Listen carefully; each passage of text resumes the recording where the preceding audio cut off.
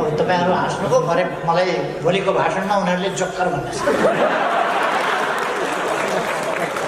सब मान्छे हँसाउँछ, नेपाली जनता सारालाई हँसाउने भयो यसले। उनीहरूलाई पीर केमा छ भने मैले सारा नेपाली जनता हँसाउँछु। एकजना मन्त्रीका अति गफ भए, अति गफ अचाकले महाविद्वान लौन त विद्वान कृषि मन्त्रालय चलाएर हेरेर बस्दिएको।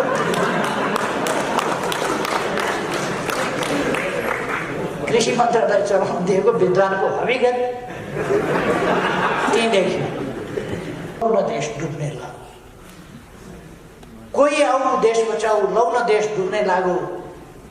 माझी दाई डुङ्गा डुब्ने लाग्यो, लौ न आऊ पार लगाऊ। कोही सडकमा भन्छन् केही निक्लिएर, को आऊ देश बचाऊ भनेर भन्छन्। कोही 2/3 झन्डैको आफ्नै सरकार छ, त्यस सरकारका विरुद्ध के भन्छन्, लौ न कोही आऊ देश बचाऊ। कम्युनिस्ट पार्टीको नेतृत्वमा झन्डै 2/3 को सरकार हुँदा देश बचाउन कसलाई बोलाएको, बोलाएको कसलाई उहाँले खुलस्त भन्नु पर्यो। कसलाई आमन्त्रण गर्न खोज्नुभएको उहाँले सक्नुहुन्न। देशभित्रकालाई हो भने पनि सक्नुहुन्न, देश बाहिरकालाई हो भने पनि सक्नुहुन्न। संसदीय समितिमा प्रस्तुत गरेको प्रस्ताव सभामुखले आफ्नो लेटर प्याडमा लेखेर फिर्ता गरे अरे। सभामुखले कहिले कहिले यसो कानुन पढे पनि हुन्छ, थाहा पाउनु पर्यो। मैले राजनीतिक हिसाबले देशको भविष्यलाई ख्यालमा राखेर विदेशीको इसारामा यस देशलाई चल्न दिने छैन। उहाँहरू जति कराउनुहोस्। नेपाली जनताका बिचमा म गएको छु, मैले नेपाली जनताको ताजा जनादेश चाहियो भनेको छु। यो energy drinks, real drinks, real juice, real mango, real लिची, रियल एप्पल, रियल के, रियल गवा, यो सबै केमिकल फ्लेभरको कुरा। ती जुसहरूले त्यो जे भनेको छ रियल लिची जुस, लिचीको बोट पनि देखाएको छ, पात पनि देखाएको छ। नयाँ नयाँ कामहरूको एउटा नयाँ नयाँ सिलसिला अगाडि बढेको छ। एक बेसार पानी पिउनुहोस्, विरोध गर्नेहरू एक झन्डा निस्कियो। रोगसँग डर लाग्दो रहेछ, बेलुका बेलुका बेसार पानी खान्छ, दिउँसो बेसार नखाऊ भने रोगसँग डर लाग्छ, खानु पर्यो बेलुका बेलुका घर। अनि आमाले सोचिन होला, अनि दिउँसो त खाना नि के अरे बेसार दलेर विरोध गर्दै थिइस् त, अहिले त फेरि बेसार पानी चाहियो आमा भन्छस् भन्दा रोगसँग त होस गर्नु पर्यो नि त। प्रचण्डजी तपाईँ सूर्य चिन्हबाट एकपल्ट चुनाव लड्नु भएको छ, एकपल्ट लड्नु भएको छ सूर्य चिन्हबाट। अनि सूर्य चिन्ह कहिलेबाट तपाईँको भयो? सूर्य चिन्ह लगेर निर्वाचन आयोगमा 30 वर्ष अगाडि दर्ता गर्ने मान्छे म अध्यक्ष छँदैछु, मेरो भएन। अनि प्रचण्डजीको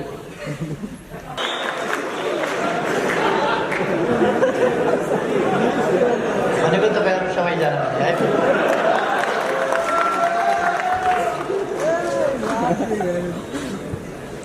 तपाईँहरूको कार्यक्रम सफल रहोस्, पहिलो त शुभकामना। कार्यक्रम सफल भइ नै सकेको छ, थप भनिरहनु के।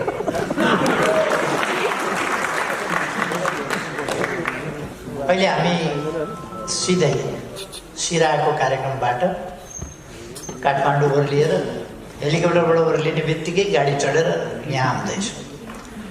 सिराभन्दा अगाडि हामी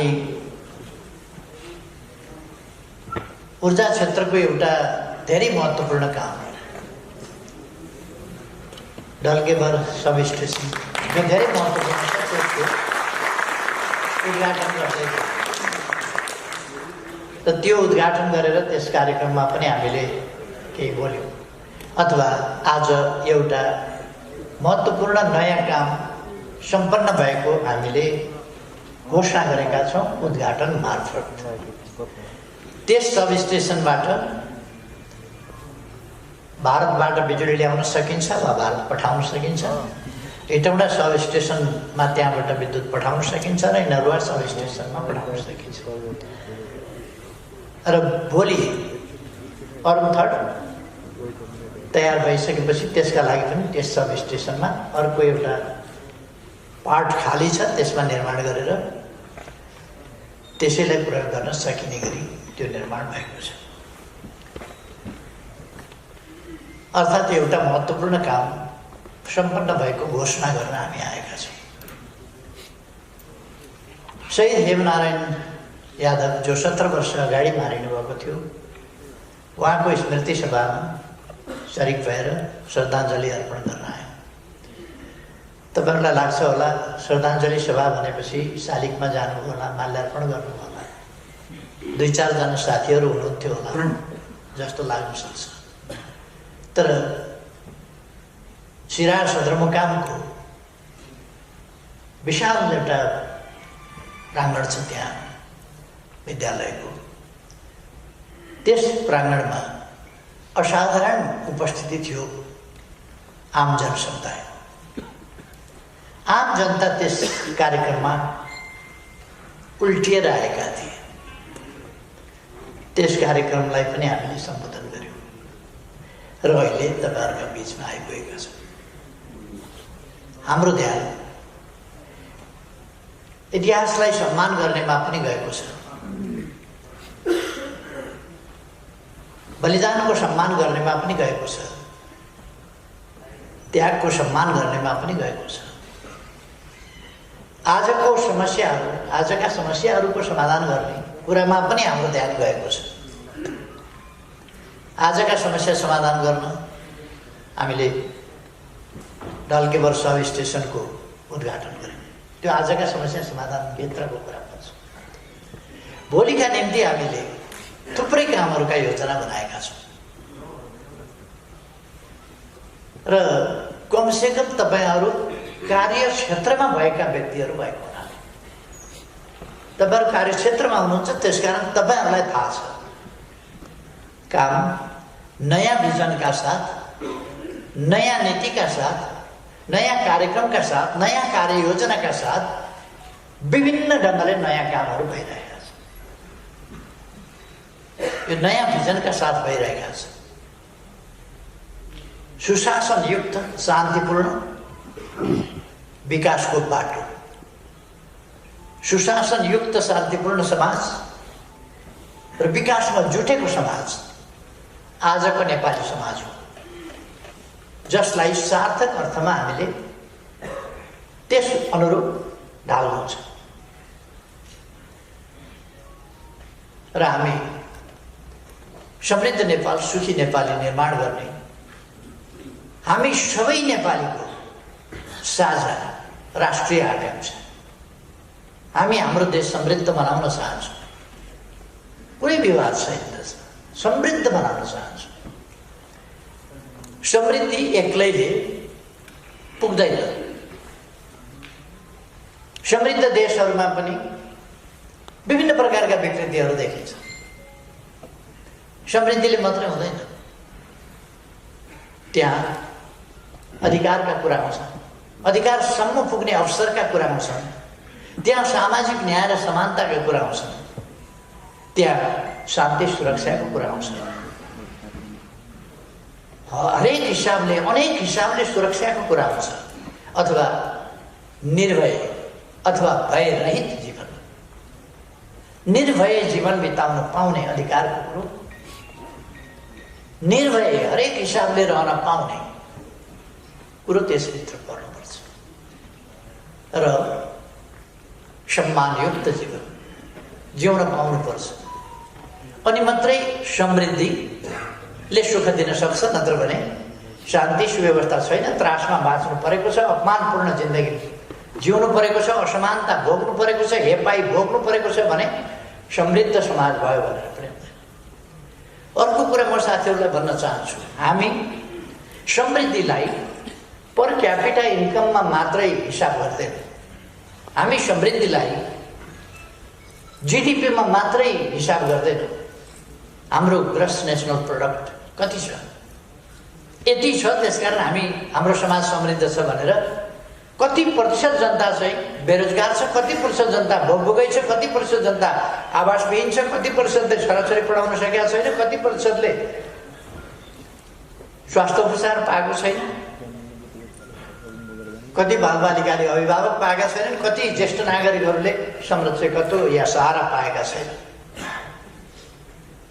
त्यो स्थितिमा हामी आंशिक प्यारामिटरहरू, जीडीपीको प्यारामिटर पनि आंशिक प्यारामिटर मात्रै हो। एउटा धनाढ्यले हजारौंको लेभल नक्कली ढङ्गले माथि उठाउँछ सरदर।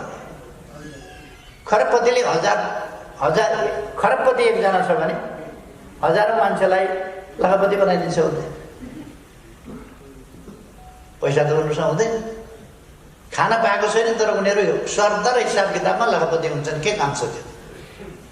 त्यस कारण हामी पर क्यापिटा इन्कम भनेर सरदरको कुरा गर्दैन, व्यक्ति हेरेर व्यक्ति गनेर पोभर्टी एलिभेट हुनुपर्छ। व्यक्तिको गरिबी समाप्त गर्नुपर्छ। व्यक्ति हेरेर यदि व्यक्ति कष्टमा, एउटा पनि व्यक्ति कष्टमा छ भने, एउटा पनि व्यक्ति असुरक्षित छ भने, एउटा पनि व्यक्ति दुःख पाएको छ भने, एउटा पनि बालक बालिका अभिभावक विहीन भएर त्यो फिल गरेर स्नेहबाट वञ्चित हुनु परेको छ र बाल सुलभ अधिकारबाट वञ्चित हुनु परेको छ भने पर क्यापिटा इन्कमवाला समृद्ध समाजको केही अर्थ हुँदैन। समृद्धिको प्रतिफल, त्यसको प्रतिफल हरेक नागरिकमा यथोचित ढङ्गले पुगेको छ कि छैन? कमसेकम सबभन्दा ठुलो समृद्धि त्यो हो जुन देशको एउटा पनि नागरिक भोकै छैन, एउटा पनि नागरिक नाङ्गो बस्नु पर्दैन, एउटा पनि नागरिकले जाडो खप्नु पर्दैन अथवा जाडो भयो म जाडाले कठाङ्ग्रिएर मरे भन्नु पर्दैन, एउटा पनि नागरिकले मैले छोराछोरी पढाउन पाइनँ भन्ने अवस्था, मैले सामाजिक सुरक्षा पाइनँ बुढेसकालमा भन्ने अवस्था त्यस्तो हुनु पर्दैन। हो त्यो समाज मात्रै वास्तवमा मानवीयतायुक्त समाज हो। अस्ति केही दिन अगाडि, मैले अस्तिको दिन मात्रै हो कि क्या हो, 3 दिन अगाडि राष्ट्रिय सभागृहमा बोल्दाखेरि पनि यी कुराहरू भनेको थिएँ। मानव सेवा आश्रम नामको एउटा संस्था छ, त्यसमा युवाहरू बसेका छन्।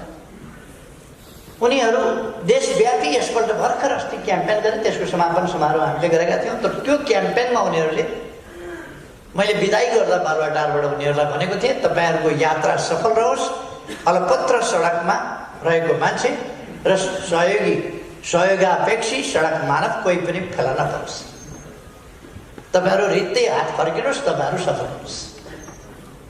मैले शुभकामना दिएका थिएँ, तर उहाँहरूले लगभग 700 को अलपत्र परेका, साङ्लाले बाँधेर थुनेर राखेका बेहालका मान्छेहरू थला परेर परालमा सुतेर पिठ्यौँमा घाउ भएर पराल पिठ्यौँको घाउभित्र पस्या छ, निकाल्न सकिँदैन, त्यस्तो अवस्थाका मान्छेहरू 700 जति उहाँहरूले भेला गरेर ल्याउनु। हाम्रो समाज अझै पनि त्यहाँ छ, त्यसबाट मुक्त गर्नुपर्छ। र हामीले यो क्याम्पेन यस्ता क्याम्पेनहरू हामीले किन चलाइराखेका छौँ भने कोही पनि नेपाली अमानवीय अवस्थामा हुनु हुँदैन। मैले त्यस कार्यक्रममा पनि बोलेको थिएँ, मानव अधिकारका नाममा मानव अधिकार कर्मी भएर युवा अवस्थादेखि कर्मी भएका, दारीजुङ्गा फुलिसक्यो, पाकिसक्यो, तालु फुलिसक्यो, चाउरी परिसक्यो, दाँत झरिसके कर्मी छँदैछन्, तर तिनले त्यस्ता मान्छे एउटा पनि भेट्दैनन्, एउटा पनि देख्दैनन्। मण्डलामा गएर मण्डला कर्मी हुने, हामी मण्डला कर्मी होइन, मानव अधिकार कर्मी हो। मानव अधिकारका लागि काम गर्छौँ, मानवीय जीवनका लागि काम गर्छौँ। र मानवको जीवनमा सकारात्मक परिवर्तन ल्याउनका लागि काम गर्छौँ। यो कुरा हामीले केही वर्ष यता व्यवहारमा देखाएका छौँ। आज मैले त्यो सब स्टेसनको उद्घाटन गर्दै भनेको थिएँ 111 वर्ष अघि फर्पिङबाट चन्द्रज्योतिका नाउँमा चन्द्र शमशेरको समयमा भएको हुनाले चन्द्रज्योति हो। त्यो चन्द्रज्योतिका नाउँमा विद्युत निकाल्यो फर्पिङबाट 111 वर्षपछि, अथवा यो 1967 सालमा निकाल्यो, 66 साल 111 वर्ष अघि। र 6 वर्ष अगाडिसम्म नेपालमा 300 मेगावाट पनि निस्किएको थियो। 105 वर्षमा हामीले साउथ एसियाको सबभन्दा पहिले बिजुली निकाल्ने नेपाल। 105 वर्षमा कति भन्दा 3 मेगावाट निकाले हुँदो वर्ष के गरेर बस्यो? मैले प्रधानमन्त्री भएको 1 हप्तामा घोषणा गरेँ, जबकि 18 घण्टा दिनको लोड सेडिङ थियो। मैले घोषणा गरेँ कि अब यो तिहारमा त दसैँको कार्यक्रममा मैले घोषणा गरेँ यो वर्षको तिहारमा त लोड सेडिङ हटाउन सकिँदैन। अर्को तिहार अँध्यारो तिहार हुने छैन, तपाईँहरूले अँध्यारो तिहार मान्नुपर्ने छैन। मैले घोषणा गरेँ र अर्को तिहारको लागि त्यस्तो गर्न नपरोस् भनेर भारतबाट बिजुली किन्नेदेखि लिएर दिल्लीबाट मैले मोदीजी र मैले मुजफ्फरपुर ढल्केबरको सब स्टेसन निर्माणको ट्रान्समिसन लाइन निर्माणको उद्घाटन गरेको तपाईँहरूले याद गर्नुभयो। त्यो ट्रान्समिसन लाइन त्यसलाई हामीले एउटा भव्य सब स्टेसनबाट अब हजारौं मेगावाट बोक्न सक्ने त्यस स्थितिमा पुर्याएका छौँ।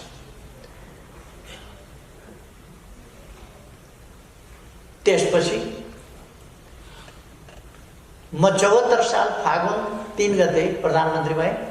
75 साल जेठमा लोड सेडिङको अन्त्य घोषणा गरियो।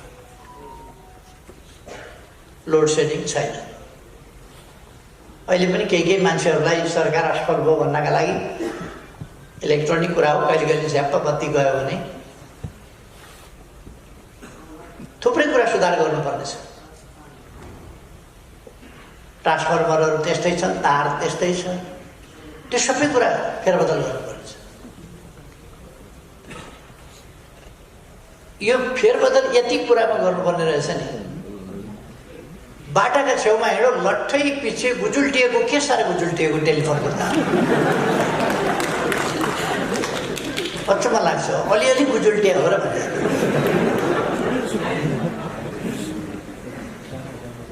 त्यस्तै गुजुल्टिया छ, त्यसलाई भूमिगत बनाउनु छ। त्यो काम भइरहेको छ अहिले। तपाईँहरूलाई पक्कै थाहा छ, इन्जिनियर साहबहरूलाई थाहा हुने। एक ठाउँमा मात्रै होइन, हामी हरेक ठाउँमा काम गरिरहेका छौँ। म 74 साल फागुन 3 गते प्रधानमन्त्री भएपछि यता कतिवटा पुल बने, सडक पुल मैले भन्नु पर्दैन, तपाईँहरू जान्नुहुन्छ। तपाईँहरूसँग छलफल भयो भने कतिवटा जोडङ्गे पुल बने, कतिवटा होइन, कति सय जोडङ्गे पुल बने, कति सय सडक पुल बने, पक्की पुल 100 भन्दा बढी। कति झोलुङ्गे पुलबाट तुइन विस्थापन गरियो। मैले घोषणा गरेँ एन्ड अफ तुइन एरा। तुइन एराको अन्त्य मामुली कुरा जस्तो लाग्छ, तर तुइन तर्दा तर्दै झरेर जो मर्छ, अङ्गभङ्ग हुन्छ, परिवारको सदस्य मर्छ, वा घाइते हुन्छ, वा बालबच्चाहरू मर्छन्, पीडा कस्तो हुन्छ त्यो उनीहरूलाई थाहा हुन्छ। तुइनले चेपेर औँला जसको काटिन्छ र झर्छ, वा पिर्सिएर काम नलाग्ने हुन्छ, त्यो पीडा उनीहरूलाई थाहा छ। त्यो सजिलो कुरा होइन, खतरा रहित कुरा होइन, अत्यन्तै जोखिमयुक्त र अत्यन्तै अप्ठ्यारो कुरा, कठिन कुरा। त्यसकारण त्यसलाई हटाउनै पर्थ्यो। मैले पहिलोपल्ट प्रधानमन्त्री हुँदा त्यो भने नयाँ भिजन अगाडि ल्याइयो। नेपालमा रेल सम्भव छ। अहिले त रघुवीर महाशयजीका समयमा किनेर रेलहरू आइसकेका छ। अब कुनै दिन हामी गएर उद्घाटन गर्छौँ त्यसको।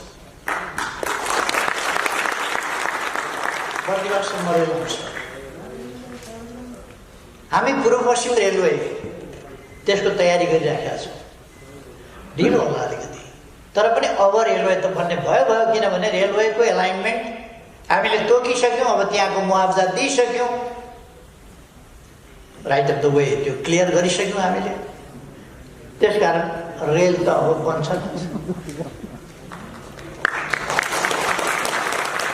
भारतमा म चाहिँ रक्सौल काठमाडौँ रेल ल्याउने भने कहिले भारतसँग के कुरामा फेरि ठ्याकठुक परिहाल्छ। त्यसले गर्दा अलिकति काम कहिले ढिलो पनि हुन्छ। तर अहिले फेरि ठिकै छ, अब राम्ररी गएको छ। राम्ररी जानुपर्छ। छिमेकीहरूका बिचमा राम्रो सम्बन्ध हुनुपर्छ। हामी देशको अहित नहुने गरी, देशलाई घुँडा नटेकाइकन, देशको हित हुने गरी हाम्रा छिमेकीहरूसँगको सम्बन्ध सुमधुर बनाउन चाहन्छौँ। समानताका आधारमा सुमधुर बनाउन चाहन्छौँ। घक्र्याक्क घुँडा टेकेर होइन, लम्पसार गरेर होइन, सोभरेन इक्वालिटीका साथ हामी हाम्रो सार्वभौम सत्ताको रक्षा गर्छौँ। हाम्रो स्वाधीनताको वास्तविक अर्थमा प्रयोग गर्छौँ। चीनतिरबाट बाटो खुल्यो, ट्रान्सपोर्ट ट्रान्जिट एग्रिमेन्ट खुल्यो। म पहिलोपल्ट प्रधानमन्त्री भएका बेला मैले खोलिसकेँ। अब नेपाल ल्यान्डलक मात्रै रहेन, ल्यान्डलिङ्क जस्तो। त्यसकारण नेपाल एक तह माथि उक्लियो। एक देश बेष्टितबाट अब ल्यान्डलिङ्कको स्थितिमा त्यस स्थितिलाई कसैले पनि फेर्न सक्दैन। उत्तरी क्षेत्रको, उत्तरी भेगको जनजीवन कष्टप्रद थियो। बाटाघाटाले जोडियो र चीनतिरका नाकाहरू खोलिए। त्यसले उत्तरतर्फको जनजीवन सहज बनेको छ। उत्तरतर्फ हामीले पनि सामान पुर्याउनु पर्यो भने चीनको हाइवे प्रयोग गर्न पाउने त्यो सहमति हामीले गरेका छौँ। र उत्तरको हाइवे, चीनको हाइवे पनि प्रयोग गरेर हामी ती नाकाहरूबाट सामानहरू, हाम्रै सामान पनि ती नाकाहरूबाट भित्र पसाउन सक्छौँ सजिलो गरी। भारतसँग हामीले जलमार्गको एग्रिमेन्ट गरेका छौँ। बङ्गलादेशसँग विद्युत बेच्ने, बङ्गलादेशले 9000 मेगावाटसम्म किन्छु भनेको छ। हामी त्यसको तयारीमा लागिरहेका छौँ। हामी ट्रान्समिसन लाइन बिर्ता मोडतिरबाट सोझो गरी, यो गोरखपुरको लाइन भनेको युपी, बिहार र दिल्लीको लागि हो। यो बङ्गलादेशलाई बेच्न होइन। यहाँबाट टाढा पर्छ, व्हिलिङ चार्जमै हाम्रो चाहिँ बिजुलीको पैसा सारा जान्छ। त्यो हामी गर्दैनौँ। त्यस कारण उतैबाट हामी चाहिँ ट्रान्समिसन लाइन बनाउँछौँ र हाम्रा विद्युत उत्पादन हुनसँगै हामीले त्यसको प्रबन्ध पनि गर्छौँ। पोखरा क्षेत्रीय अन्तर्राष्ट्रिय विमानस्थल निर्माणको सम्पन्नताको नजिक छ। कसले भनिदिएछ फेरि केपी ओलीले धराएर बनायो भनेर पनि?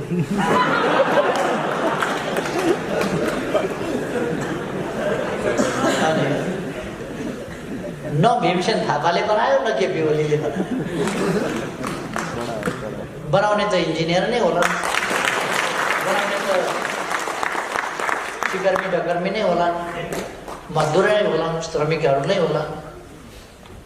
बडो ज्ञानको कुरा गरे एकजना नेताले। तर मैले शिलान्यास गरेर छोडेको, भत्किएको, बिग्रिएको, सुकेको, नासिएको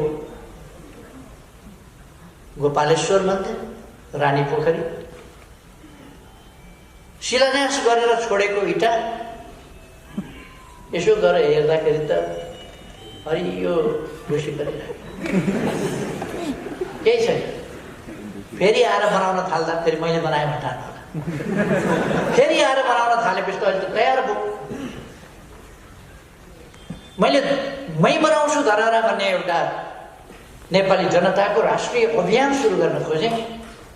35-36 करोड रुपियाँ त तयार पनि भएको थियो, उठेको पनि थियो। त्यो क्याम्पेन अगाडि लान यति पैसा नेपाली जनताले उठाएर खर्च गर्न सक्छ। नेपाली जनताले धरहरा जनताको खल्तीको 1 रुपियाँ 2 रुपियाँ 10 रुपियाँ 100 रुपियाँ 1000 रुपियाँ लाख रुपियाँ जति जति सक्छ मान्छेले। करोडौँ दिन नसक्ने छैनन् मान्छेहरू, करोडौँ दिन सक्ने मान्छेहरू दर्जनौँ होइन सैकडौँ छन् नेपालमा। त्यो गर्न सकिन्थ्यो। मै बनाउँछु मेरो धरहरा। हरेक नागरिकले आफ्नो कर्तव्य ठानेर त्यो गर्न सक्थ्यो। सरकारी खर्च बाहेक पनि जान सकिन्थ्यो। एउटा क्याम्पेन के लान खोजेको थिएँ, त्यो क्याम्पेन म हटेँ,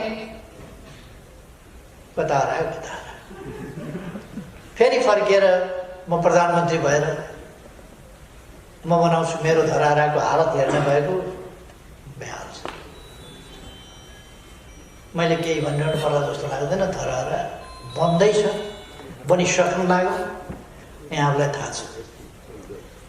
हरियो प्लास्टिकले बेरेको भए पनि, कपडाले बेरेको भए पनि बाहिरबाट पनि तपाईँहरू देखिरहनुपर्छ। ती काम गर्ने इन्जिनियरहरू, त्यहाँ सम्बन्धित इन्जिनियरहरूले त त्यो भित्रैबाट पनि हेर्नुभएको होला। अरू ठाउँका पुनर्निर्माणहरू तपाईँहरूले हेर्नुभएको छ। 7 लाख हामीले आवास गृहहरू पुनर्निर्माण गरेर हस्तान्तरण गरेका छौँ जनतालाई। यी सबै कुरा मैले भनिरहनु पर्ने जस्तो लाग्दैन। हामीले नयाँ नयाँ भिजनका साथ सामाजिक सुरक्षाको प्रबन्धको सन्दर्भमा थुप्रै नयाँ कामहरू गऱ्यौँ। ज्येष्ठ नागरिकहरूको सम्बन्धमा एकातिर गत वर्ष हामीले 3000 पुर्याएको होइन, 1000 थपेको होइन, फेरि ज्येष्ठ नागरिक भत्ता त्यो थप्यौँ हामीले। र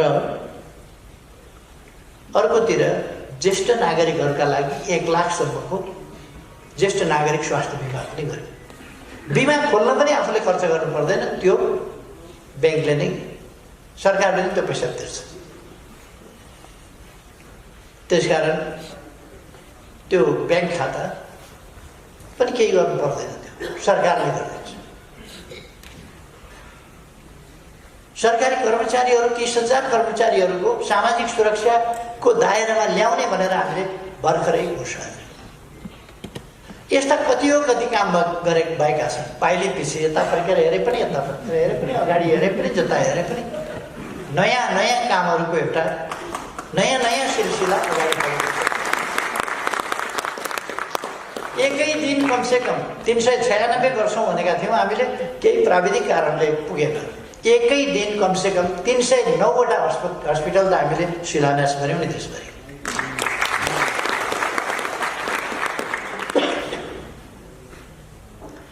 सायद विश्वका ठुला ठुला देशहरूमा पनि यस्तो रेकर्ड छैन होला कि एकै दिन 309वटा हस्पिटलको शिलान्यास भएको होस्। कमै हो। हामी पछाडि परेका छौँ, तर हामी जनताप्रति उत्तरदायी छौँ। त्यसकारण कोभिड-19 को सम्बन्धमा विश्वव्यापी महामारीको रूपमा आयो। मैले सुरुदेखि भने कि हाम्रोमा त्यत्रो ठुलो क्षति हुन दिने छैन, ठुलो क्षति हुन पाउने छैन। हाम्रो भान्सा आफै औषधालय जस्तो छ। हाम्रो भान्सामा जे तयार हुन्छ, हामी जे खान्छौँ त्यो रोग प्रतिरोधात्मक छ। मैले उदाहरणका लागि बेसार भने, बेसार पानी पिउनुहोस्। विरोध गर्नेहरू एक झन्डा निस्कियो। रोगसँग डर लाग्दो रहेछ। बेलुका बेलुका बेसार पानी खान्छ, दिउँसो बेसार खान्छ। नखाऊ भने रोगसँग डर लाग्छ, खानु पर्यो बेलुका बेलुका घर।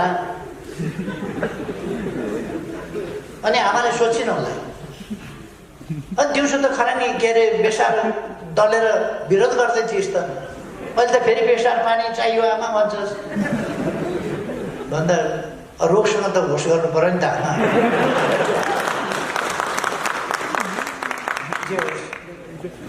हाम्रो भान्सा, हामीले प्रयोग गर्ने मसला, जिरा, मरिच, प्याज, लसुन, अदुवा, टिम्बुर, बेसार, यी सबै चिज औषधि भएछ। यिनमा प्रतिरोध क्षमता छ। त्यसकारण नेपालीलाई अलिक कम सर्छ, सर्यो भने पनि निको हुने दर बढी हुन्छ, किनभने प्रतिरोध क्षमता नेपालीमा बढी छ भनेर मैले भने। धेरैले उडाए, अप्रमाणित कुरा भने। अहिले तथ्यहरूले देखायो यो गरिब देशको कोभिड-19 को कारणले हुने मृत्युदर अन्यत्रको भन्दा कम छ, धेरै भन्दा कम छ। 0.7% होला, अन्यत्र 2, 3, 4% पुगेको छ। हाम्रोमा त्यो पुग्दैन। अब हामीले कोभिडको खोप सुरु गरिसकेका छौँ। कोभिडको खोप अर्काले दिएर भगवान् बेसा खोजेर ल्याएर भए पनि छोराछोरी भोकै त राखेन नि त, भयो।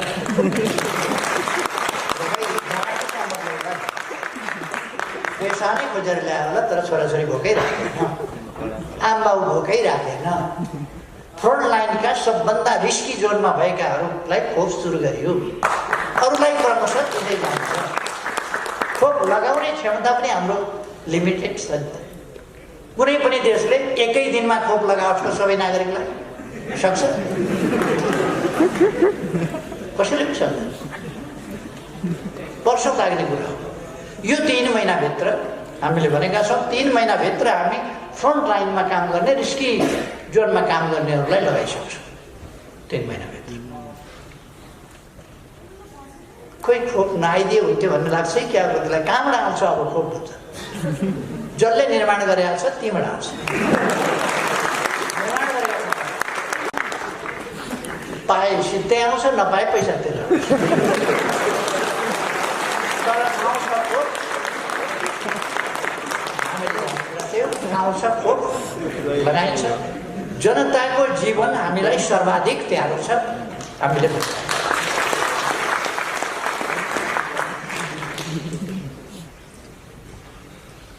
यस्तै कुरा सुनेपछि मेरा साथीहरू हडबडाए, घबडाए, यो देश त बन्छ कि क्या हो?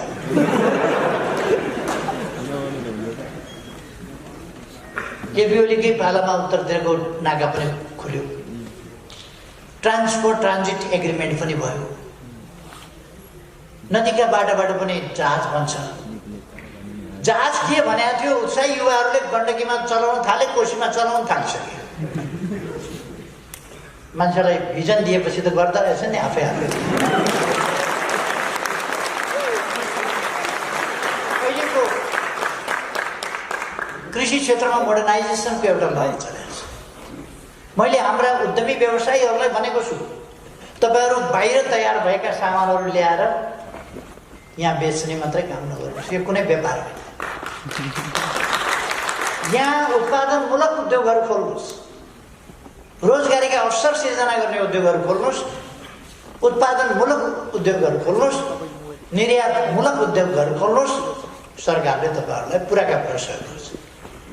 म साथीहरूलाई आग्रह गर्न चाहन्छु, अघि भर्खर पनि मैले त्यहाँ पनि बोल्दाखेरि भने, यो energy drinks, real drinks, real juice, real mango, real लिची, रियल एप्पल, रियल के, रियल गवा, यो सबै केमिकल फ्लेभरको कुरा। यी जुसहरूले त्यो जे भनेको छ, रियल लिची जुस, लिचीको बोट पनि देखाएको छ, पात पनि देखाएको छैन। त्यो केमिकल फ्लेभर मात्रै हो। त्यसकारण जुस फ्याक्ट्री हामी बनाउँ न हाम्रोमा, लिची लगाउँ, म्याङ्गो लगाउँ, बदाम लगाउँ, पाइनएप्पल लगाउँ, फ्याक्ट्री बनाऊ, हाम्रोमा बनाऊ, ओरिजिनल सही जुस बनाऊ, फ्लेभर होइन। त्यसकारण इम्पोर्टेड जुस हानिकारक छ स्वास्थ्यका लागि। कृपया व्यापारीले ल्याउन चाहनुहुन्छ भने बिक्न छोडेपछि ल्याउनुहुन्न, नखाऊ। नकली जुस खाएर पैसा किन बेकार तिर्ने? एकपल्ट रामदेवले कोका कोलाको विरुद्धमा एउटा अभियान चलाए। म त्यस्तो अभियान चलाइरहनु पर्ने आवश्यकता ठान्दिनँ, तर तीभन्दा सुगर केही नहुने सट्टा आफ्नो पानी खाए हुन्छ। आफ्नो पानी कति मिठो हुन्छ। त्यसकारण हामीलाई देशभक्ति भनेको नारामा होइन, भाषण होइन, पाइला पाइला हुन्छ। देशभक्ति पाइला पाइलामा हुन्छ, व्यवहारमा हुन्छ, हाम्रा क्रियाकलापमा हुन्छ, दैनिक जीवनमा हुन्छ देशभक्ति। त्यसकारण म देशभक्तिपूर्ण व्यवहार गरौँ भन्ने आग्रह गर्न चाहन्छु। भारतले रिफाइन्ड नुन, जसलाई अङ्ग्रेजी नुन भन्यो, रिफाइन्ड नुन इन्डियामा थिएन त्यस बेला। तर समुद्रको पानीबाट बाफ उडाइदिएपछि बाँकी रहेको त नुन हुन्छ। त्यो रिफाइन गर्न नसके पनि इन्डियन नमक, अपना नमक खाओ भनेर उनले अभियान चलाए। पछि त्यसलाई छिटै रिफाइन गर्नु त गाह्रो भएन। अङ्ग्रेजी नुन बहिष्कार त्यो गर्यो। गान्धीले चर्खा किन चलाए? उनले चर्खा काटेर भारतको त्यत्रो पपुलेसनलाई डम्मै लत्ता कपडा सबै पुग्थ्यो र? त्यो त होइन नि। हामी आफू निर्माण गरौँ, आफू बनाऊँ, आफू धागो काटौँ, आफू चर्खा बनाऊँ, आफू तान लगाऊँ, आफू कपडा बनाऊँ भने हो नि।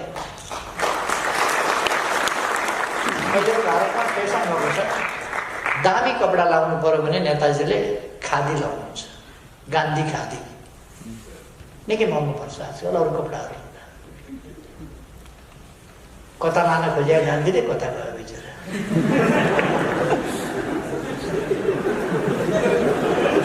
सर्वसाधारणलाई सस्तो कपडा लगाउन दिन खोज्यो, राष्ट्रिय उत्पादन बढाउन खोज्यो। राष्ट्रिय उत्पादन त हो, तर गरिबले सुनै सक्दैन। इन्डियाको कुनै गरिबले गान्धी खादी लगाएको देख्नुभएको छ?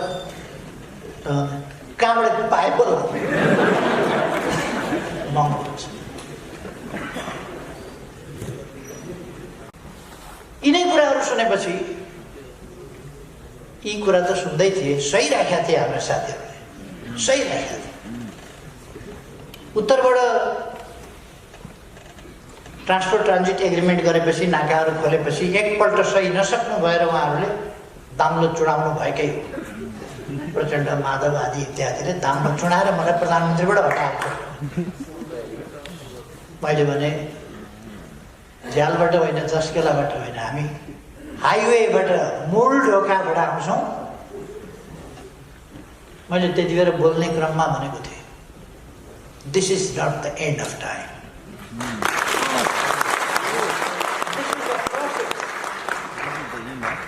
and the process is continuous. Process is continuous. And we are here, don't forget it. We are here. मैले त्यो भनेको थिएँ, तिमीहरूले हामीलाई रोक्न सक्ने छैनौ। हामी इतिहास टुङ्गिएको छैन, प्रक्रियामा छ। हामी फेरि आँधी तुफान भएर मूल सडकबाट, मूल ढोकाबाट सिंहदरबार पस्छौँ भनेर मैले भनेको थिएँ। रोक्न सकेन फेरि। ताल तरिका के गर्नु पर्यो, के गर्नु पर्यो, के मिलाउनु पर्यो, के मिलाउनु पर्यो, के बोक्नु पर्यो, के बोक्नु पर्यो। कहिले कहिले अलिक हल्का हुँदा खोलाले बगाउन आँटो भने भारी बोकेर पनि तौल बढाएर बगाउन नसक्ने बन्नुपर्ने हो कि के भारी पनि बोक्यो। हावाले उडाउन ढाल्नै खोज्यो भने त ढाकेरमा ढुङ्गा हालेर पनि अडेको पर्छ। सबै गर्यो। यी देशभक्तिका कुरा, यी विकासका कुरा, यी जनपक्षीय कुरा, सडक बालबालिका रहन दिन्न, सहयोगापेक्षी सडक मानव रहन दिन्न, यी कुराहरू उहाँहरू सहनु हो बिचराहरूले, सहीकै हो त्यो। देश विकास गर्छु गर्छु भनेको पनि सहनु हो। देशभक्तिका कुराहरू, भावनाहरू पनि, व्यवहारहरू पनि सुन्नुभयो, सहनुभयो। अति भएपछि के गर्नु त? अब नक्सै छापेपछि, लिपियाधुरा लिपुले काला पानी नै सामेल गरेपछि उहाँहरूले सहन सक्नु भएन, मूर्खहरूले सही नसक्नु उहाँहरूलाई। पहिले पनि त सहँदै हुनुहुन्थ्यो। नक्सै छापेपछि त्यो पनि संविधान संशोधन गरेर कस्तो अप्ठ्यारो उहाँहरूलाई भने सबैले सर्वसम्मतिले कुनै विषयमा संसद सर्वसम्मत नभएको ठाउँमा संविधान संशोधन, लिपुलेख लिम्पियाधुरा लिपुलेख र कालापानीको नक्सा पास गर्ने, संविधानको अनुसूचीबाट नक्सा सच्याउने र हाम्रो भूभाग समेत सामेल गरेको नक्सा संविधानमा पनि त्यो अंकित गरिने भनेपछि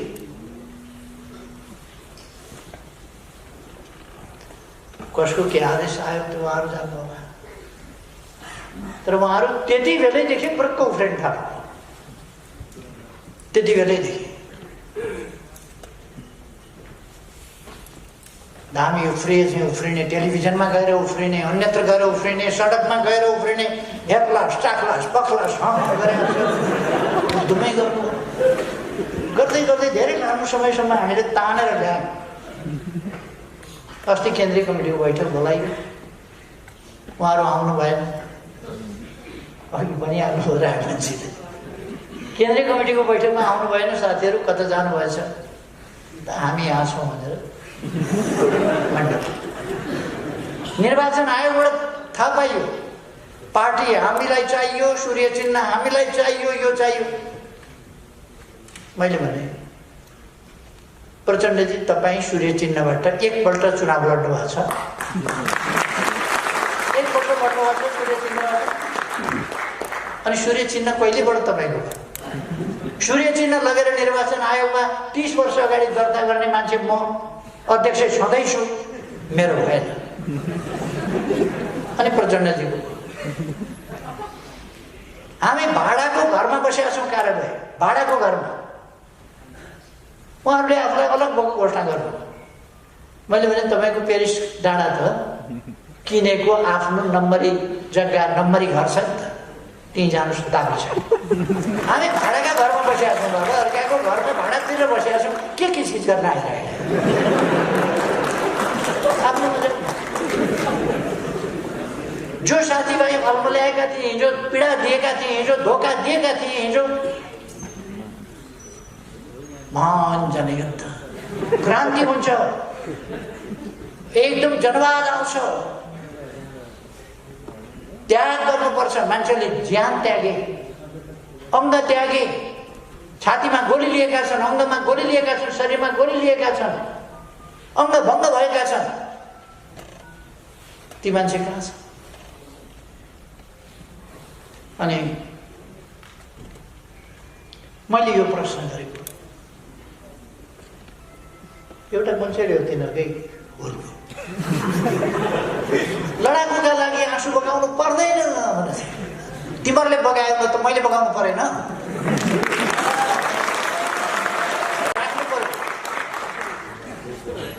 तिमीहरूले त वास्ता त गरेन। कोही ड्र्यागन फ्रुट फलाउन कुद्या छ, कोही के गर्न कुद्या छ। साथीहरू पोलिटिक्सबाट विरोध भएका छन्। किन विरोध भए? लड्न आफूलाई लगायो। अस्ति एउटा भाषण सुनेको रमाइलो लाग्यो। के बेहुलीका छोराछोरी छैनन्, मेरो गल्ती हो त, मेरो गल्ती हो त। होइन होइन, मेरा छोरीहरू छन्, मेरो गल्ती हो त। होइन, छोरी भएपछि ज्वाइँ हुने भए मेरो गल्ती हो त। ज्वाइँ भएपछि नाति नातिना हुने भए मेरो गल्ती हो त। दिनका लागि अलिकति बन्दोबस्त पाउ भएपछि गरिदिनु परेन, मेरो गल्ती हो त।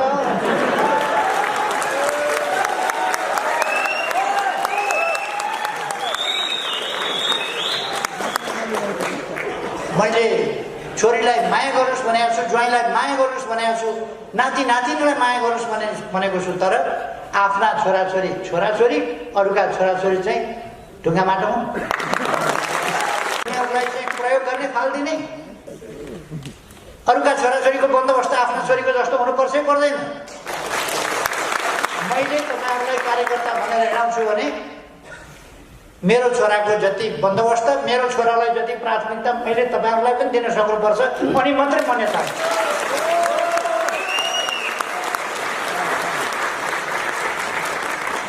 केपी ओलीका छोराछोरी छैनन् अनि बा भन्नेहरूलाई ल्याएर पोस्ट छ। मैले देशभरिका छोराछोरीहरूलाई पोस्ट नै खोजेको, देशभरिका छोराछोरीहरूलाई माया गर्नै खोजेको, पोस्ट नै खोजेको, तिनीहरूलाई पढाउनै खोजेको, तिनीहरूलाई योग्य सक्षम अन्तर्राष्ट्रिय स्तरमा प्रतिस्पर्धा गर्ने सक्षम नागरिक बनाउनै खोजेको।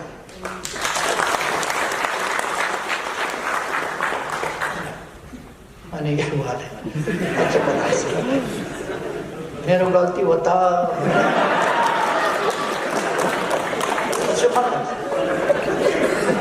छोराछोरी हुनु गल्ती होइन, ज्वाइँ हुनु गल्ती होइन, नाति नातिना हुनु गल्ती होइन, तर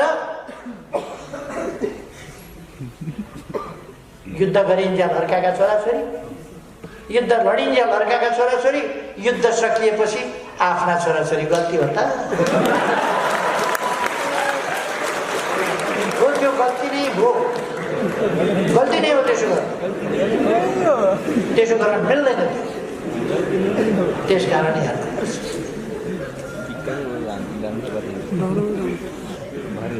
अब तपाईँहरू हाँस्नुभयो, भरे मलाई भोलिको भाषणमा उनीहरूले जक्कर भन्ने सब मान्छे हँसाउँछ, नेपाली जनता सारालाई हँसाउने भयो यसले। उनीहरूलाई पिर केमा छ भने मैले सारा नेपाली जनता हँसाउँछु, सारालाई खुसी पार्ने, त्यसमा पिर छ।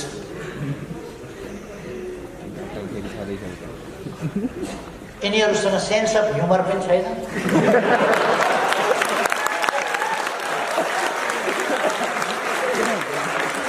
एउटा स्ट्याचुको अगाडि गएर प्रार्थना गर्नुहोस्, तुमैव माता च पिता तुमैव। त्यो शालिग कोष गराउँदैन। भाइ सुनिनुहोस् कि क्या हो तैँले यत्रो भजन गाएको पनि त्यो अँध्यारो मुखमै लाग्दैन। निर्जीव त्यस्तो हुन्छ, सजीव त सजीव ढङ्गले प्रस्तुत हुन्छ। सजीव ढङ्ग हामी जीवित मान्छे हौँ, हामीसँग सुखहरू छन्, दुःखहरू छन्, खुसीहरू छन्, अप्ठ्याराहरू छन्, सजिलाहरू छन्। हामी समाजलाई सजिलो समुन्नत समाज बनाउन चाहन्छौँ, खुसी समाज बनाउन चाहन्छौँ। अनि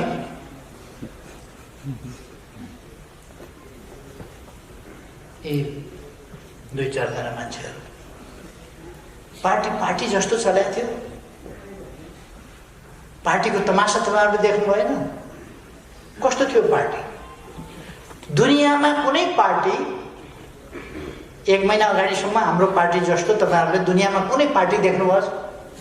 आफ्नै सरकारको दज्जी उडाएको छ, आफ्नै सरकारको पार्लियामेन्टमा विपक्षीहरू उठ्न खोज्छन्, बोल्न खोज्छन् अनि भन्छन् खोइ के भन्ने, हामी त सबै सत्ता पक्षले नै हाम्रो भनिन्छ।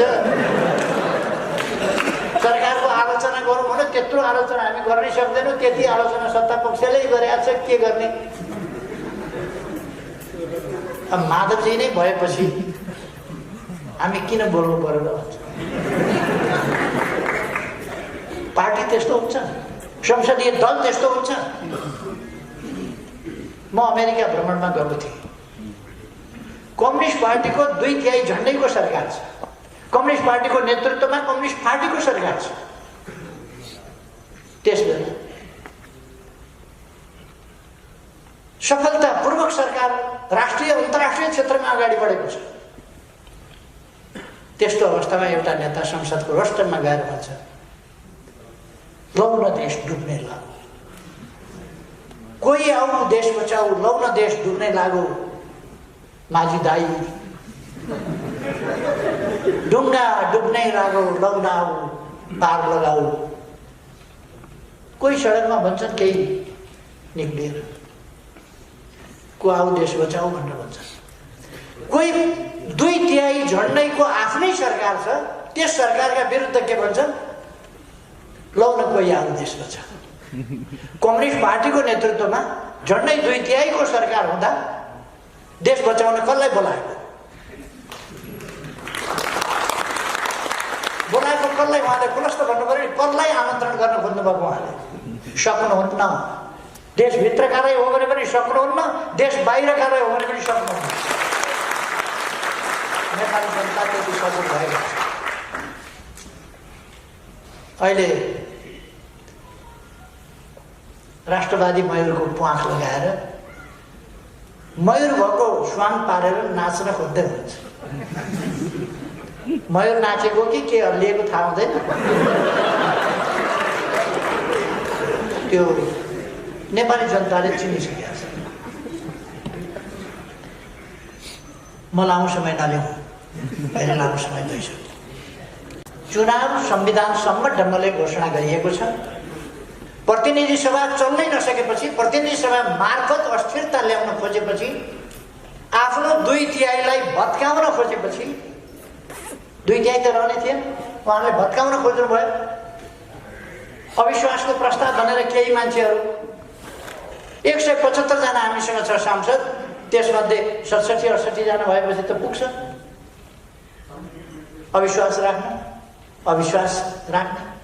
अस्थिरता सुरु गर्ने, प्रधानमन्त्रीका विरुद्ध, पार्टी अध्यक्षका विरुद्ध झुटा लान्छनाहरूको 19 पेज लामो एउटा अपराधको फेरिस्त आपराधिक योजनाका साथ प्रस्तुत गर्ने, ती कामहरू त उहाँले गरिसक्नुभयो। संसद चल्न दिने अवस्थामा हुनु न थियो। तपाईँहरूले सुन्नु होला नि, संवैधानिक परिषदले संसदीय समितिमा प्रस्तुत गरेको प्रस्ताव सभामुखले आफ्नो लेटर प्याडमा लेखेर फिर्ता गरे अरे। सभामुखले कहिले कहिले यसो कानुन पढे पनि हुन्छ, थाहा पाउनु पर्यो। जमाना रहेन क्या त्यो के लामालाई खाल्टो खन्न लाएर मारेर गाडे जस्तो होइन। हिजोको समय मन पनि चल्दैन, जथाभावी चल्दैन। कानुनको राज हुनुपर्छ। सचिवालय मार्फत समितिमा जान्छ, समिति मार्फत सचिवालयमा, सचिवालयसँग पत्राचार हुन्छ। सभामुखले आफ्नो लेटर प्याडमा लेखेर अस्वीकार गरे भनेर हु इज सभामुख टु रिजेक्ट। अधिकारै छैन। अनि आफ्नो सीमा पनि थाहा नपाउने, आफ्नो पदको मर्यादा पनि थाहा नपाउने, सडकमै बस्छ अरे संसद। बसिरहेका छौँ त माइतीघर मण्डलमा अस्तिको संसद सडकमै बस्छ। कानुनी राज छ यस देशमा भन्ने कुरा कति नबुझेको होला। सम्मानित सर्वोच्च अदालत शक्ति पृथकीकरणको सिद्धान्त अनुसार स्वतन्त्र छ फैसला गर्न। धम्काएको छ, सेटिङ बनाएको छ। केपी ओलीले न्यायाधीशहरू भेट्यो अरे, यति भयान्त र हावादारी कुरा गरेका छ। मलाई न्यायाधीशहरूको विवेकमाथि विश्वास छ। मैले न्यायाधीश भेटिरहनु पर्ने त्यो जरुरी पनि छैन। मैले संविधानसम्म ढङ्गले काम गरेको छु। मैले राजनीतिक हिसाबले देशको भविष्यलाई ख्यालमा राखेर विदेशीको इसारा माइनस देशलाई चल्न दिने छैन। उहाँहरू जति कराउनुहोस्। नेपाली जनताका बिचमा म गएको छु। मैले नेपाली जनताको ताजा जनादेश चाहियो भनेको छु। अनि सभामुख, यस्ता सभामुखलाई अब यो आउँदैछ नि मनोनयनका दिनसम्मको सभामुख, त्यसपछि आएर देखाउनुहोस् न संसदमा। यस्ता नेताहरू सरकारलाई काम गर्न नदिने, विरोध मात्रै गर्ने, अब पार्लियामेन्टमा आएर देखाउनुहोस् न। फेरि पार्लियामेन्ट 7औं गर्नुपर्छ। त्यही भएर माइतीको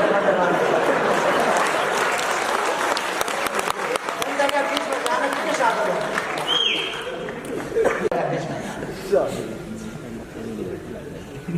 5 वर्ष चुनाव हुँदाखेरि संविधान च्यातिन्छ अरे, संविधान भङ्ग हुन्छ अरे, देशमा अस्थिरता भयानक सङ्कट आउँछ अरे।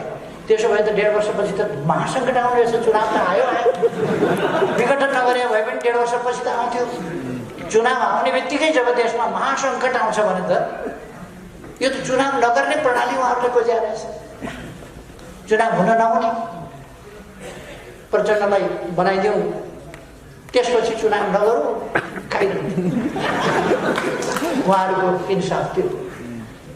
जनताका बिचमा ताजा जनादेशका लागि जाने कुरा लोकतन्त्रको मर्म हो। त्यो यत्तिकै गएको हो र म त प्रधानमन्त्री छँदै थिएँ नि, यत्तिकै गएको हो र। जब संसदलाई तमासा बनाइने भयो, अस्थिरताको सिर्जना थलो बनाइन खोजियो, तब र सांसदहरू देख्नु भएन, मन परि बोलेका छन्, उफ्रिएका छन्, कुदेका छन्। विपक्षीले भन्दा बढी आफ्ना पार्टीकाले सरकारको विरोध गरेका छन्, काम गर्न नदिएका छन्। ऐन बनाएर पेश गरेको 3 वर्ष भइसक्यो, बनाउनु दिँदैन। सरकार एक ठाउँबाट चल्दैन, खुमलटारका आदेशमा मन्त्रीहरू चल्छ। त्यो स्थितिमा चल्छ सरकार। त्यसकारण मैले विघटन गरेर ताजा जनादेशका लागि जानु पर्थ्यो। यस देशका लागि, देशको सार्वभौमसत्ताका लागि, देशको स्वाधीनताका लागि, देशको विकासका लागि, संविधानको रक्षाका लागि, लोकतन्त्रको रक्षाका लागि, जनताको सर्वोच्चता कायम गर्नका लागि यी केही तथाकथित राजनीतिका खेलाडीहरूले राजनीतिलाई फोहोरी खेल बनाउन नदिएर जनताको सार्वभौमसत्ता जनताले प्रयोग गर्न पाउने ठाउँमा फेरि फर्काउनका लागि निर्वाचनको घोषणा गर्यो। संविधान सम्मत छ, निर्वाचन हुन्छ वैशाख 17 गते 78 सालको वैशाख है। 78 साल वैशाख 17 गते शुक्रबारका दिन पहिलो चरणको निर्वाचन हुन्छ। 78 साल वैशाख 27 गते सोमबारका दिन दोस्रो निर्वाचन हुन्छ, दोस्रो चरण। र हामी 3 वर्षसम्म हाम्रो पार्टी निष्क्रिय, गन्तव्यविहीन, हल नचल, कता जान्छ पार्टी थाहा छैन। त्यो स्थितिमा 3 वर्ष पार्टी रह्यो, तपाईँहरूलाई थाहा छ। गन्तव्य कता हो थाहा छैन। त्यस्तो अवस्था कता जाने हो, के गर्ने हो। 3 महिनामा टुङ्ग्याउने भनेको एकीकरणको प्रक्रिया 3 वर्षमा टुङ्गिँदैन। मसँगै अध्यक्ष हारेको मान्छे भोलिपल्टदेखि अध्यक्ष देऊ, अध्यक्ष देऊ, अध्यक्ष देऊ, अध्यक्ष देऊ। पहिले चुनाव हारेर प्रधानमन्त्री भएको त्यही सम्झेर हारेपछि संसदमा चुनाव हार्ने, त्यहाँबाट प्रधानमन्त्री हुन पाइन्छ भने अध्यक्ष हारेर अध्यक्ष हुन किन नपाउने? मेरो त यस्तो विचार लिने बानी परेको छ। यही ढङ्गले उहाँहरू खोज्नुहुन्छ। तपाईँहरू सबैले सुन्नुभएको होला, मैले महाधिवेशन तपाईँहरू अध्यक्ष लानुहोस् महाधिवेशनबाट, तर बिचमा होइन, महाधिवेशनसम्म सहयोग गर्नुहोस् अनि म छोडौँला। तर ठिक ढङ्गले काम गर्नुपर्छ, देशको पक्षमा काम गर्नुपर्छ, जनताको पक्षमा काम गर्नुपर्छ, विकासको पक्षमा काम गर्नुपर्छ। अब मेरा छोरी छन्, ज्वाइँ छन्, अब मेरो गल्ती भयो भनेर हुँदैन, त्यसरी हुँदैन। विकासका लागि काम गर्नुपर्छ, शान्ति सुव्यवस्थाका लागि काम गर्नुपर्छ, देश र जनतालाई शिरमा मनमा राखेर काम गर्नुपर्छ। चुनाव गरौँ मैले छोडिदिन्छु भने छोड्थेँ पनि। अझ चुनाव मात्रै होइन, मैले त कतिसम्म भने चैतमा महाधिवेशन गरौँ, फागुनमा हुँदैन भने फागुनमै गरौँ, हुन्छ भने हुँदैन भने चैत वैशाखमा गरौँ। चुनावै गर्ने भने चुनावै गरौँ, म छोडिदिन्छु। अब सरकार खुइल्याएर त तपाईँहरू जनताका बिचमा के भन्न जानुहुन्छ त्यो थाहा छैन। के भन्न जानुहुन्छ? सरकार खुइल्याएर पूर्व पश्चिम राजमार्ग चौडा भयो, साँगुरो पारो भन्न जानुहुन्छ। लोड सेडिङ समाप्त भयो। म प्रधानमन्त्री हुँदा 18 घण्टा लोड सेडिङ थियो। लोड सेडिङ समाप्त भयो। यो नकली बत्ती बालिराखेको छ, यो सकली बत्ती होइन भन्न जानुहुन्छ। के भन्नुहुन्छ? के भन्ने? उहाँहरूलाई सङ्घर्ष। हामी धौबारीबाट अब आइरन एन्ड स्टिल फ्याक्ट्री, त्यहाँबाट फलाम निकालेर विभिन्न प्रकारका फ्याक्ट्रीहरू सञ्चालन गर्छौँ, फलाम एक्सपोर्ट पनि गर्छौँ। दैलेखबाट हामी ओइलको रिसर्च गरिराखेका छौँ। ओइल हामी निकाल्न सक्छौँ र आफूलाई चाहिएको प्रयोग गर्छौँ र बेच्छौँ। अब हामी इलेक्ट्रिसिटीको अत्यधिक प्रयोगतर्फ, ग्यासभन्दा इलेक्ट्रिसिटी, डिजेलभन्दा इलेक्ट्रिसिटी, पेट्रोलभन्दा इलेक्ट्रिसिटी, त्यसतिर जाँदैछौँ। हामी इलेक्ट्रिसिटी उत्पादक रहेछौँ, त्यस कारण हामी त्यो बाटोमा जाँदैछौँ। उहाँहरूसँग यस्तो कुनै भिजन छैन, केही पनि छैन। एकजना मन्त्रीका अति गफ भयो, अति गफ। अचाकले महाविद्वान लौ त विद्वान कृषि मन्त्रालय चलाएर हेरेर दिएको।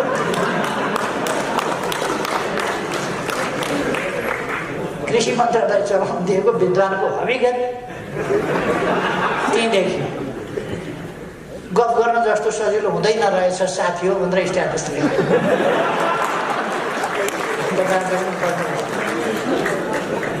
मन्त्रालय चलाउन भनेको कुरा गर्न जस्तो सजिलो हुँदैन रहेछ साथी हो भनेर किन मलाई आएन भन्दाखेरि दिएको जवाब ठिक हो, कुरा गर्न जस्तो सजिलो हुँदैन मित्र।